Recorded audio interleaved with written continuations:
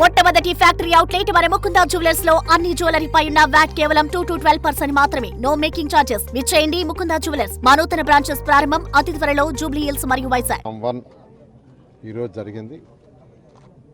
ఈ కార్యక్రమంలో యాక్చువల్గా అనేక మంది రైతులు కూడా ఈరోజు పాల్గొన్నారు. అయితే ఈ యొక్క డిస్కషన్లో గౌరవమైన శాసనసభ్యులు శ్రావణ్ గారు రైతులు అడుగుతున్నారని ఒక 2 విషయాలను యాక్చువల్గా నా ముందు 3 విషయాలు తీసుకొచ్చారు. ఆ 3 విషయాల్లో ఒకటి, ఈ విలేజ్ ఇన్ఫ్రాస్ట్రక్చర్ కూడా ఇమీడియట్గా చేయండి. రోడ్లు కావచ్చు, డ్రైన్స్ కావచ్చు, లేదా లైట్స్ కావచ్చు, అండర్గ్రౌండ్ డ్రైనేజ్ కావచ్చు. ఏదైతే 29 గ్రామాల్లో డిపిఆర్లు తయారు చేసి శాసనసభ్యులకు ఇస్తే వారు మళ్ళీ ఆ గ్రామంలో ఉండే వాళ్ళతో మాట్లాడటం, చిన్న మార్పులు చేర్పులు చేస్తే దాన్ని యాక్సెప్ట్ చేసి ఆల్రెడీ వర్క్ స్టార్ట్ చేసాము. 6 నెలలు అంటే వచ్చే వర్షాకాలం సీజన్ లోపల పూర్తి చేయమని ఆదేశించాం. కంప్లీట్ చేస్తాం. అదేవిధంగా ఈ గ్రామంలో కూడా చేయమని అడిగారు. అయితే దానికి ఏంటంటే దీని చుట్టుపక్కల ఏదైతే ల్యాండ్ పూలింగ్ ఇస్తున్నారో దాని లెవెల్స్ అవన్నీ ఫైనల్ కావాలి. దానికి కొంత సమయం పడుతుంది. అంటే ఒక 2 నెలలు, 3 నెలలు, 4 నెలలు అది లెవెల్స్ కంప్లీట్ చేయించి అది అయిన తర్వాత ఇమీడియట్గా ఇక్కడ కూడా డిపిఆర్లు చేసి శాసనసభ్యులకు ఇవ్వడం జరుగుతుంది. వారు ఎక్కడున్న గ్రామంలో మాట్లాడి మార్పులు ఏర్పాటు చేస్తే అది చేస్తూ ముందుకు పోతామని తెలియజేస్తున్నాను. అదేవిధంగా మాకు ల్యాండ్స్ తీసుకుంటున్నారు.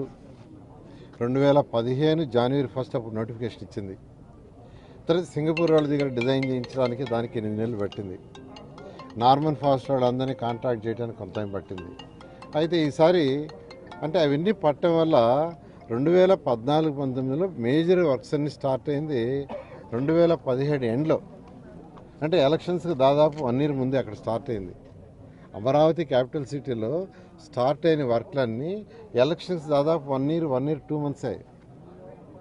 అప్పుడు కూడా 3 years ముందుగానే స్టార్ట్ అయ్యింటే అవన్నీ కంప్లీట్ అయ్యాయి. అయితే గత ప్రభుత్వం రావటం, అనేక డెసిషన్స్ వాళ్ళు తీసుకోవటం రైతు సోదరులు నష్టపెట్టారు. అయితే ఈ ప్రభుత్వం రాగానే ఇప్పుడు అన్ని వర్క్ స్టార్ట్ చేసాము. ఎంతో వేగవంతంగా దాదాపు 55,000 కోట్లు ఖర్చు జరుగుతున్నాయి. ఇవన్నీ కూడా 3 ఏళ్లలో అయిపోతాయి. అధికార భవనాలు అయితే 4,026, అందులో ఒక 500 తప్ప మిగతావన్నీ రేపు మార్చి ఎండింగ్కి హ్యాండ్ ఓవర్ చేస్తున్నాం. సీడ్ యాక్సెస్ రోడ్ని ఫిబ్రవరి ఎండింగ్కి మంగళగిరి రోడ్డు పైకి ఎక్కిస్తున్నాం. అదేవిధంగా ట్రంక్ రోడ్స్ అన్నీ 2 years లోపల అయిపోతాయి. Layouts roads 2.5 years, iconic balls మాత్రం 3 years పడుతుంది.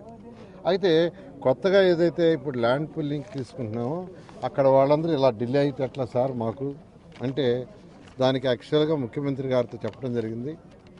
ఫస్ట్ సీడాక్స్ రోడ్లు ఎలా అయితే ఇప్పుడు 2 lane వేస్తున్నామో మాస్టర్ ప్లాన్ 9 లైన్స్కి 12 లైన్స్కే మాస్టర్ ప్లాన్ చేస్తాం సార్. అయితే ఫస్ట్ ఒక 2 lines చేసి ఫస్ట్ ఎలక్ట్రికల్ లైన్స్ ఇచ్చేస్తాం. ఏమైనా కన్స్ట్రక్షన్ చేసుకునే వాళ్ళు చేసుకుంటారు, ఇబ్బంది ఉందని దానికి ముఖ్యమంత్రి గారు యాక్సెప్ట్ చేశారు. అది వీలైనంత తొందరలో కంప్లీట్ చేస్తాం. అది 3 ఏళ్ళు కూడా అవసరం లేదు. ఒక 2 ఏళ్ళలోనే ఫస్ట్ అది కంప్లీట్ చేస్తాం. మిగతా వరకు జరుగుతూ ఉంటుంది అనేది యాక్చువల్గా శాసనసభ్యులకి ఇక్కడున్న రైతు సోదరులందరూ చెప్పడం జరిగింది. వీటన్నిటికంటే కూడా ఏంటంటే ముఖ్యంగా 2014-19లో రాష్ట్రంలో రైతు రుణమాఫీ ఉండింది రాష్ట్రం మొత్తం. అదేవిధంగా ఇక్కడ అమరావతి క్యాపిటల్ సిటీలో కూడా ఆ రుణమాఫీ 1,50,000 వరకు ఎటు చేసాం. ఒక నిమిషం, 1,50,000 వరకు చేసాం. 1,50,000 వరకు చేసాము. అయితే ఇప్పుడు రుణమాఫీ రాష్ట్రంలో లేదు. అయితే ఈరోజు శాసనసభ్యులు ఇక్కడ రైతులందరూ అడుగుతున్నారు, అప్పుడు ఇచ్చారు కదా అలాంటి ఫెసిలిటీ ఇస్తే కుటుంబానికి ఆ రోజు ఎలా ఇచ్చారో అదేవిధంగా కుటుంబానికి ఇస్తే కొంత ఉపశమనం ఉంటే వెంటనే ముఖ్యమంత్రి గారితో మాట్లాడాను. ముఖ్యమంత్రి గారు దాన్ని యాక్సెప్ట్ చేశారు. కాబట్టి ముఖ్యమంత్రి గారికి నేను ప్రత్యేకంగా రైతు సోదరులందరి మధ్య తరఫున ప్రత్యేకంగా ధన్యవాదాలు తెలియజేస్తున్నాను. ఎందుకంటే పెద్ద ఇష్యూ, దాదాపు ఒక 500 కోట్ల పైగా అవుతుంది. దాన్ని యాక్చువల్గా ముఖ్యమంత్రి గారు అడగంగానే యాక్సెప్ట్ చేసేందుకు మరొకసారి కూడా ధన్యవాదాలు తెలియజేస్తున్నాను. మరొకటి, యాన్యుటీ ఏదైతే 30,000, 50,000 జరీబు కాకుండా 30,000, జరీబు అయితే 50,000 దాన్ని కూడా పెంచమని యాక్చువల్గా అడిగారు. దాన్ని కూడా ముఖ్యమంత్రి గారి దృష్టికి తీసుకుపోయాను.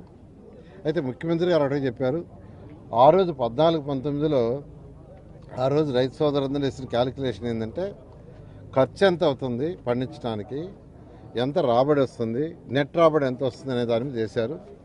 అలాంటిది వర్క్ చేసుకొని రమ్మన్నారు. ఇన్ ప్రిన్సిపల్ యాక్సెప్ట్ చేశారు. ఇన్ ప్రిన్సిపల్ పెంచడానికి యాక్సెప్ట్ చేశారు, కానీ ఎంత పెంచాలనేది ఆ ఖర్చు, వచ్చే రాబడి, నెట్ ఆదాయం క్యాలిక్యులేట్ చేసుకొని రమ్మన్నారు.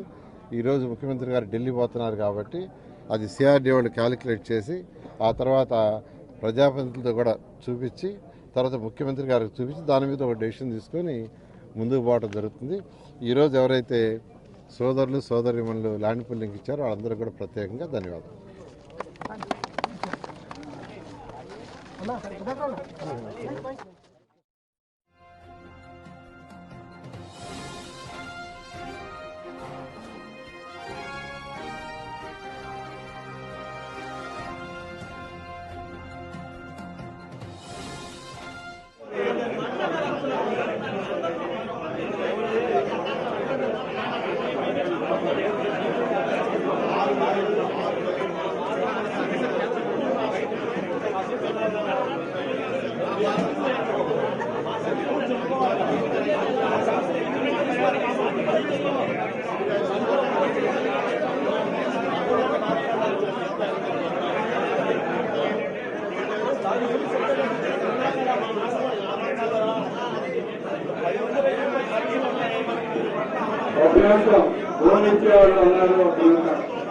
ఒక్క నిమిషం అంటే మీడియా ఒక్క నిమిషం కొంచెం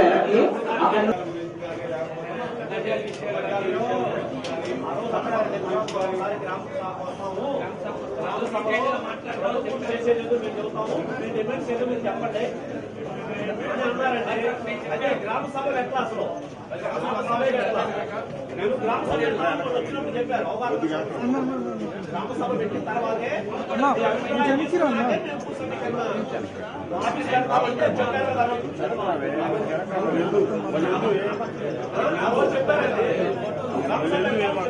గ్రామ సభ పెడతాం. ఒకటి కాదు, ఎన్ని గ్రామ సభలు అంటే మనకు అవసరమైన గ్రామ సభలు మనం పెట్టుకుంటూ వెళ్తాము.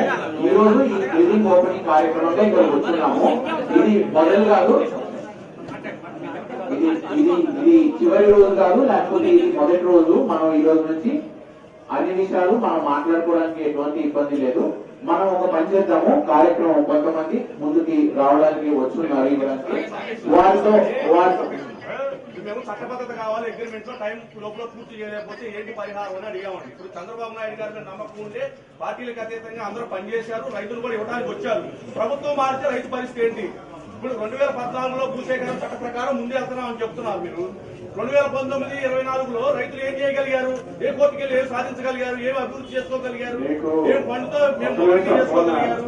బార్బర్ అరణ్య రోదన అయిపోయింది కదా, రాష్ట్రం అంతా సంచార జీవితం అయిపోయింది కదా, దానికి రక్షణ కల్పించండి అని అడుగుతున్నాం మేము. గజలు కావాలని చెప్పి అడిగాను సార్. 2 విషయాల మీద కొన్ని డిమాండ్స్ అడిగారు, కొన్ని ముఖ్యమంత్రి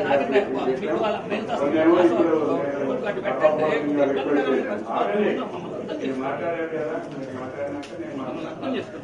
చట్టబద్ధత అనే అంశం మీద కేంద్ర ప్రభుత్వంతో నిరంతరం సంప్రదింపులు జరుగుతున్నారు. కేంద్ర మంత్రి ప్రభుత్వాన్ని చంద్రశేఖర్ గారు దీని మీద వర్క్ చేస్తున్నారు. రాజధాని ఇక్కడే ఉంటుంది అనే అంశాన్ని ఢిల్లీ ప్రభుత్వంలో ప్రయత్నం చేస్తున్నారు. అది హోమ్ మినిస్టర్ గారి దగ్గర ఉందనేది మొన్న 3 మ్యాన్ కమిటీ కూడా చెప్పారు. రాజధాని చట్టబద్ధ అది అగ్రిమెంట్ చట్టబద్ధం లేకపోతే 9.14 లేకపోతే అంటున్నారు. కోర్టులో కేసులు నిలబడే అది పక్కన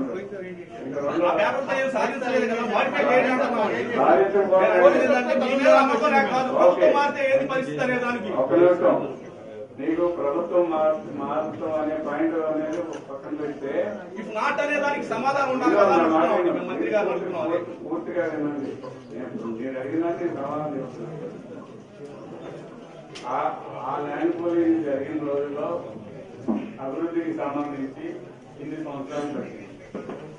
ఈ సంబంధించి కొత్త ప్రాజెక్ట్స్ వచ్చినాయి కాబట్టి ఈ ప్రాజెక్టుకు సంబంధించి ఈ భూమి సేకరణ తీసుకున్న సందర్భంలో 3 సంవత్సరాల కంటే లోపే అభివృద్ధి చేసి తీసుకెళ్ళడం అనేది ఖచ్చితం, అందులో డౌట్ అదే మీరు హామీ ఇస్తున్నారని మేము అంటే అగ్రిమెంట్ లో పెట్టమంటున్నాం అండి, దాంట్లో తప్పే ఉంది అంటున్నాం మేము. మీరు ల్యాండ్ పోలింగ్ 60 రోజుల లోపు మీ ఊర్లో సేమ్ యాజ్ ఈజ్ గా ఇప్పుడు 2014లో మీరు భూ సమీకరణ చేసినప్పుడు ఏమైతే ప్రొఫార్మా పెట్టుకున్నారో ఆ ప్రొఫార్మా ప్రకారం 50,000 మంది రైతులు ఇచ్చారు, 33,000 ఎకరాలు ఇచ్చారు కదా, వాళ్ళందరూ న్యాయ పోరాటాలకు వెళ్ళారు కదా, వాళ్ళు అభివృద్ధి చేయగలిగారా? ఆ రోజు ప్రభుత్వాన్ని మెడలోంచి అభివృద్ధి చేయించుకోగలిగారా? ఫండింగ్ తో ప్రోగ్రెస్ చేయించుకోగలిగారా? అట్లా చేయించుకోగలిగేటటువంటి చట్టం ఉండాలంటున్నాను నేను అడిగి. నేను చెప్పేది మీ డౌట్ ఏంటంటే ఆయన 3 రాజధానులు పాట పెట్టి ఇక్కడ నుంచి రాజధాని తీసేస్తే మీకు వచ్చే అభివృద్ధి సంగతి కొంచెం డౌట్. ఆ పరిహారం ఏంటి? కండిషన్ పెట్టమంటున్నాను. నా మాట అది రాజధాని ఎక్కడ ఉంటుంది, మాస్టార్కి లేదని కేంద్ర ప్రభుత్వం చెప్పినాక ఇంకా అభివృద్ధి అభివృద్ధి కార్యక్రమం గురించి దాని గురించి అడగట్లేదు, నేను అభివృద్ధి కార్యక్రమం గురించి అడుగుతున్నాను. చేసేస్తాను మీరే చెప్తున్నారు అమ్మక అగ్రిమెంట్ లో పెట్టండి అని అడుగుతున్నారు. 3 సంవత్సరాల లోపల అభివృద్ధి చేసి ఇవ్వలేకపోతే ఈ పరిహారం ఇస్తామని అందరూ ఇస్తానని రాసి మీరు అన్నారు. కాదు సార్ మీరు అది 3 సంవత్సరాల లోపు అభివృద్ధి చేస్తామని నేను కూడా రిక్వెస్ట్ చేస్తాను. మీరు కూడా నాకు హామీ ఇవ్వండి. అందరూ పనులు అభివృద్ధి చేస్తాను. అందరూ అగ్రిమెంట్ గా మీరు అందరూ కండిషన్స్ యాక్సెప్ట్ అయితేనే కదా మేము అనేది. అదే అవును.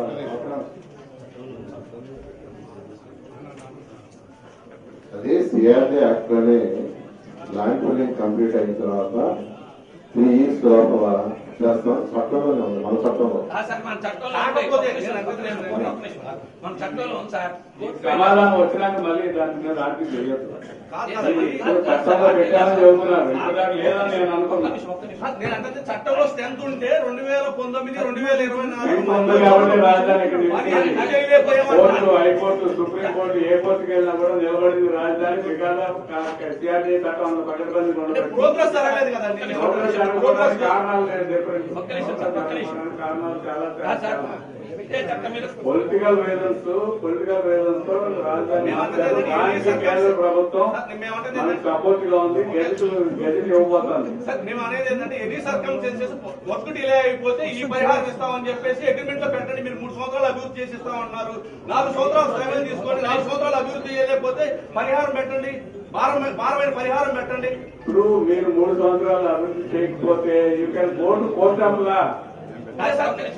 కండిషన్ పెట్టమంటున్నాం సార్. దాంట్లో అదే సార్ దీని మీద పరిహారం కండిషన్ పెట్టమంటున్నాం సార్. ఎకరానికి ఒక 5 లక్షలు ఇవ్వండి సంవత్సరానికి. మీరు అభివృద్ధి చేసి ఇవ్వలేకపోతే లేట్ పేమెంట్ ఇవ్వండి. పరిస్థితి రాదంటున్నాను. పరిస్థితి రాదంటారు సార్. మంచిదే, హ్యాపీయే. పరిస్థితి రాదు, హ్యాపీయే. ఇప్పుడు రెడ్డి గారు నా మాట